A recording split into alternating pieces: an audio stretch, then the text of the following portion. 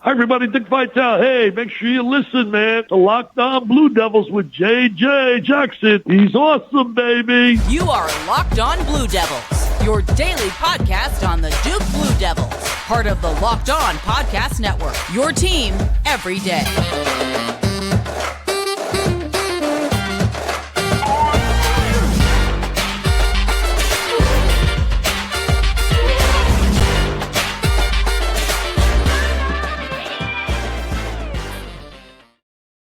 Hello, everybody, and welcome into another episode of the Locked On Blue Devils podcast. My name is JJ Jackson. It's so great to have you here with us on this Tuesday. A fun show planned of Locked On Blue Devils here today, as I've got my pal Josh Cox here with me. We'll discuss Duke men's basketball, talk about some of the former Blue Devils in the NBA, and talk about a variety of different topics in the life of Duke athletics. If you haven't done so already, please be sure to follow and subscribe to Locked On Blue Devils for free wherever you get your podcast. We are your one-stop shop for all things Duke athletics. Also, subscribe to our YouTube channel, continuing to climb towards 1,000 subscribers on YouTube, and your support always means the absolute world to us. Follow us on Twitter at LO_Blue Devils, and you can follow me on Twitter at _JJ_Jackson_. Without further ado, let me bring on my good pal from the Section 17 podcast. He is Josh Cox, and he joins us here once again on the program.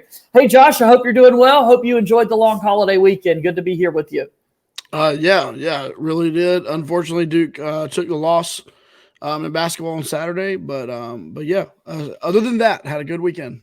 Tough outcome there for the Duke Blue Devils against Clemson, a spot that has been pretty difficult for Duke to play at over the years. What was your biggest takeaway, you think, from that loss for the Blue Devils?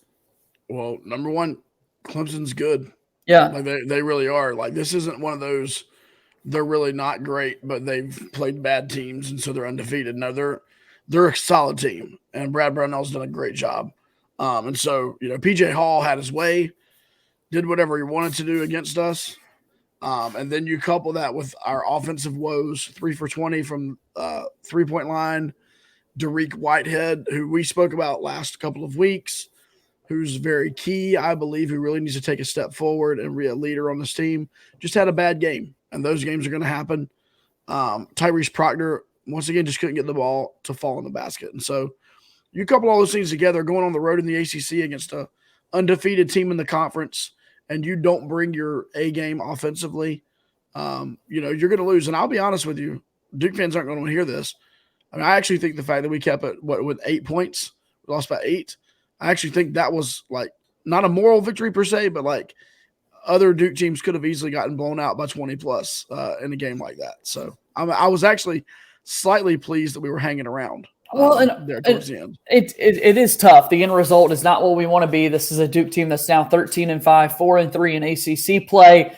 We learned yesterday officially on the Martin Luther King Jr. holiday that the AP poll came out. Duke did fall out of the top 25 as we expected. Clemson was not in the top 25, but as a 7-0 undefeated team in the ACC, they are number 19. There were a couple of different moments in this game that Duke was winning by 8 points themselves, and then Clemson did a really nice job of utilizing the home court advantage. The crowd there was raucous and able to make shots down the stretch to get back into it. Tyrese Proctor in the second half was a no-show offensively, but really his first half shooting performances, driving ability was really solid. It's just a bad collection of different halves of basketball played for the Blue Devils, and ultimately they came up on the losing end. Yeah, and you have – Kyle Filipowski's numbers looked really good, but if you watch the game, he has got to figure out this offensive foul situation. Yeah. Where he just barrels into people, and it's not even close. Like, a referee doesn't have to be paying attention and is going to call that a charge every time. And here's the thing about it. Not only are you giving up our potential to score, but you're turning the ball over to Clemson, and that should be a turnover. It should be a points off turnover because Clemson did beat us in points off turnovers fairly handily Saturday. But I feel like if you count the Filipowski offensive fouls as turnovers, they probably had even more points off turnovers. And so that could be a 6-point swing in that one offensive foul. We could have hit a 3. They come down and hit a 3. That's 6 points, all because of I don't know if he's not watching film and not seeing this, but he gets into that spin move sometimes, lowers that shoulder, they're going to call it. So, like you said, couple that with Proctor struggling in the second half, couple it with like we didn't have like a Jalen Blake's, 13, 15-point game, anything like that. And that's a recipe for a loss. Yeah, Duke loses by 8 again, 72-64. Those numbers, Tyrese Proctor, 5 of 15 shooting, 2 of 9 from three-point range. Filipowski had a double-double, 18 points, 14 rebounds, but fouled out. Went 8 of 22 from the floor, 1 of 5 from three-point range. His three-point shooting numbers have really taken a drop-off since the start of the year, too. Yeah, earlier on in the season, it seemed like he would catch one, within the first 2 or 3 minutes of the game. He'd run a pick and pop and he'd knock get it down. Look and knock it down, and it would kind of, open the game up for him. And he just hadn't been able to do that. He's finding other ways to score. I will say when he makes his mind up that he's going to grab a rebound, nothing really gets in his way.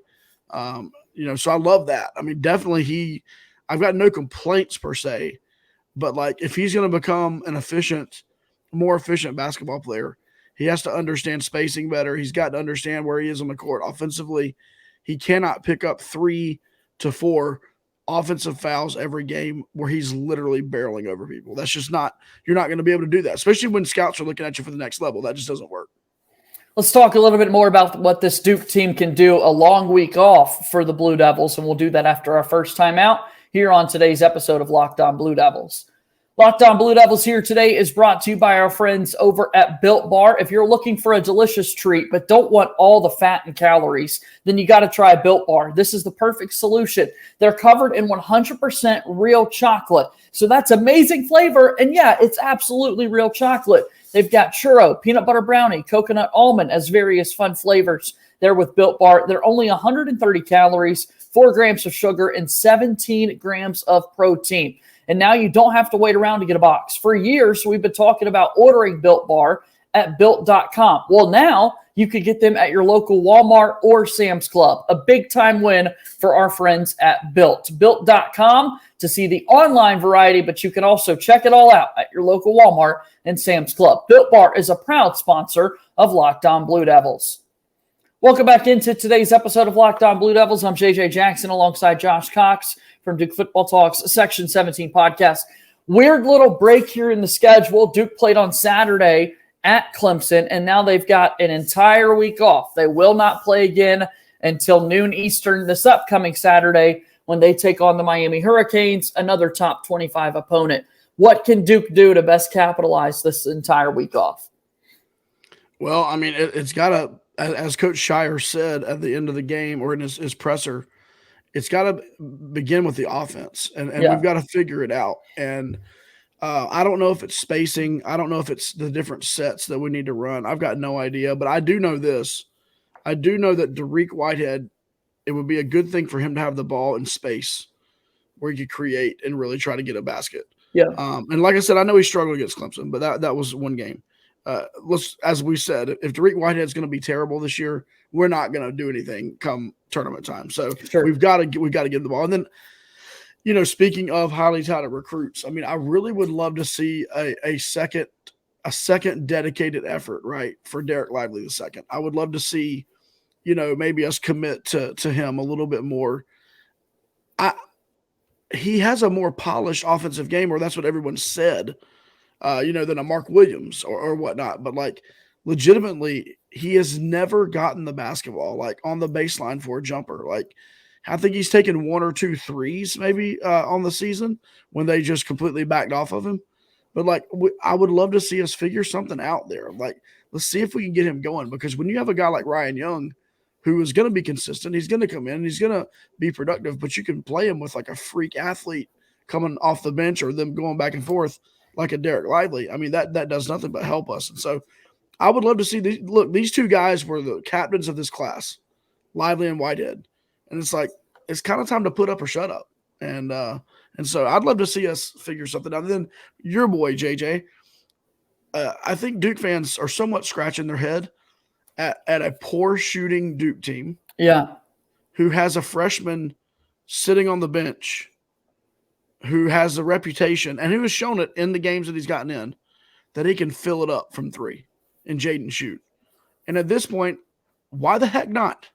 Yeah. Why not? We are a good defensive team. If he is a defensive liability, the other 4 guys on the court are good defenders. So, like, we can cover his back on defense. So let's let him get out there and shoot. I'm sure Duke fans would all echo that because, we sit there and watch us go 3 for 20 from 3, and you see a kid sitting over on the bench there who's like probably a 40 to 45% three-point shooter who's not getting, any time. And so maybe you see a way to work him in. We haven't even spoken about the Jeremy Roach injury, but I have a feeling, and I've got no insider info here, I have a feeling this is going to be a little bit of a longer process than what originally we thought. And who knows? Who knows when he'll be back. Yeah, I mean, you look at this Duke schedule so far, and in the calendar year 2023, Duke has played 4 basketball games. Only one of them have they scored more than 70 points. They scored 77 against Pitt. It is very obviously an offensive issue, and I'm right there with you. If you're struggling to shoot the basketball, why not give a shooter like Jaden Schutt an opportunity to come in, get some run? Jacob Grandison hasn't necessarily delivered. He played 15, 17 minutes against Clemson, but only gets 2 shot attempts there. So I think a lot of it is where is the shot distribution going? When Filipowski's shooting 22 times and not the most efficient, it just feels like there are other looks that Duke could be going to there as well. Well, and we have to keep the big picture in mind. I mean, every Duke fan before the season started said, man, we're going to take our lumps this year. We're a young team, only returning really 1 player, and we have a brand new coach, and we're going to struggle. Well, here we are struggling. Yeah. And, it's okay. We literally in October, we talked about this very thing going on. And so Duke fans don't need to overreact. This is a first-year head coach. This is John Shire and his staff trying to figure some things out. And then these are kids, man. These are literally kids. These are 18, 19-year-old kids that are playing college basketball for the first time. Jeremy Roach is not even playing. Our one guy who had experience is not playing. Sure. We're leaning on Jalen Blakes and transfers who are just honestly learning the Duke system themselves. And so, patience as a fan base is always a good thing. There's a lot of chatter that gets going on Twitter and whatnot. But, man, patience, and let's just see how this plays out. We're not winning the national title this year. I hate to break the news to you. We're not winning the national title. Let's see how this year plays out. Let's see what happens as we bring in another crop of recruits next year. Let's see where this thing goes, right? That's kind of the mentality we have to take. Still a lot to play for this year, and we'll see what kind of momentum Duke can have in this season for sure. Still have a couple of really big games against North Carolina that always draws eyeballs. And, we don't want to be too down in the dumps with this Duke basketball team right now because long season and a really talented roster as well. All right, let's take our last break here on today's show. And when we come back, we'll talk about a couple of guys at the NBA level who are putting on big-time performances. That's coming up next here on Locked On Blue Devils. Thanks as always for making Locked On Blue Devils your first listen and first watch each and every day, whether you're listening to us on the podcast platform or on YouTube. We certainly do appreciate your support. What we want you to do now is check out our brand new podcast this year. We've launched Locked On College Basketball. Everything you need to know from college basketball in one place. We've got 2 great insiders in Isaac Shade and Andy Patton who do a remarkable job hosting the program, and you hear from big-name experts, insiders, coaches, and players. Locked On College Basketball, it's available on YouTube or wherever you get your podcasts. Moving forward and winding down today's episode of Locked On Blue Devils, I'm JJ Jackson alongside my buddy Josh Cox from Duke Football Talk's Section 17 podcast. How about some of the former Duke Blue Devils in the NBA, Josh? We've got several stars that we love talking about. We'll have another deep dive in the weeks to come, but a couple of individual performances or headlines that folks need to be aware about. Where do you want to start? Last week we had the Tyus versus Trey Jones matchup, which was really cool for Duke fans to see. By the way, both of those guys are really, really solid pro basketball players. Yeah. Tyus is like a genius with the basketball. I'm sure at some point in time he's going to get his chance to be a number 1 somewhere, point guard somewhere. But for context, they have played each other before in their NBA careers. It was the very first time they started against one another and played a really long game going head-to-head against one another. So anytime you can get that sibling competitive brother rivalry, I'm all for it, and we got to see that as starters. Yeah, that was really cool. And then obviously we Duke fans, we're huge Zion Williamson's guys and fans. Out with the hamstring, out with the hamstring. BI still out with his injury as well with the Pelicans. But what's crazy I was mentioning this to you off air. The Pelicans are still hanging around in that top 3-4 echelon of the West, and when those two guys get back, it could get really, really scary on the offensive end of the court. Definitely. So that's something to keep our eye out on. How serious do you think the Zion injury is? I don't know. I mean, we know this. We know that the Pelicans as an organization they're going to be very careful with Zion. I mean, they sat him out the entire season last year. So I think for them to say it's a hamstring tweak, we'll see him in 3 weeks. I mean, I think that's fair. I think we might see him back on the court. He'll probably take another week after that to get ramped up. And, he'll be back after the All-Star break. Maybe I'm not sure. I'm not sure how that'll work.